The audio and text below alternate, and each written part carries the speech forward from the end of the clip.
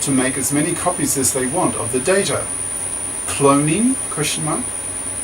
They will be able to perform all kinds of analytical tests on the data. Vivisection? Trying to understand how the human brain functions. Our knowledge of how the brain works should then increase in leaps and bounds.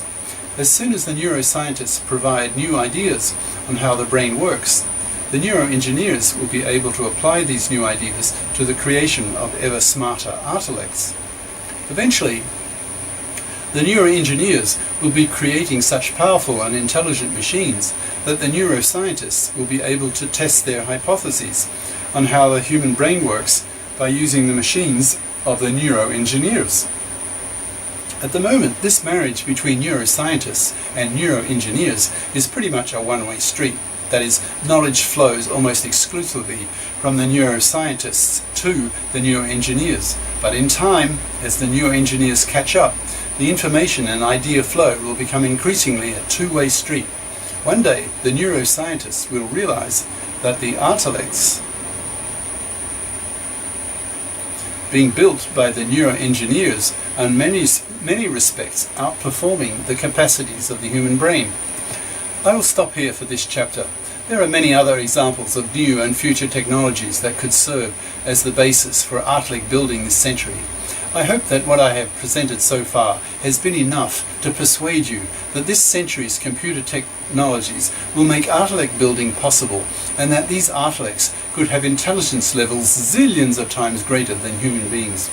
If I've also persuaded you that these technologies will be buildable before the beginning of the 22nd century, then this chapter has been successful. But just because Artilects can be built this century does not automatically mean that they should be built. As the philosophers say, can does not imply ought. The big question now is whether Artilect should be built at all, and if so, what will the consequences for humanity be? What is likely to happen if the brain-building Cosmists seriously intend to build Artilects? The remainder of this book attempts to answer this question.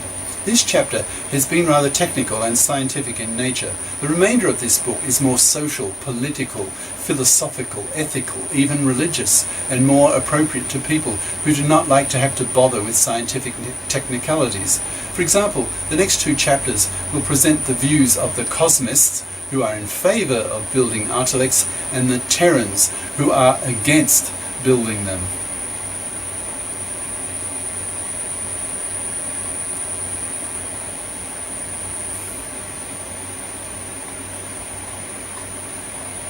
Again. Okay, so that's the end of chapter 3. Ciao.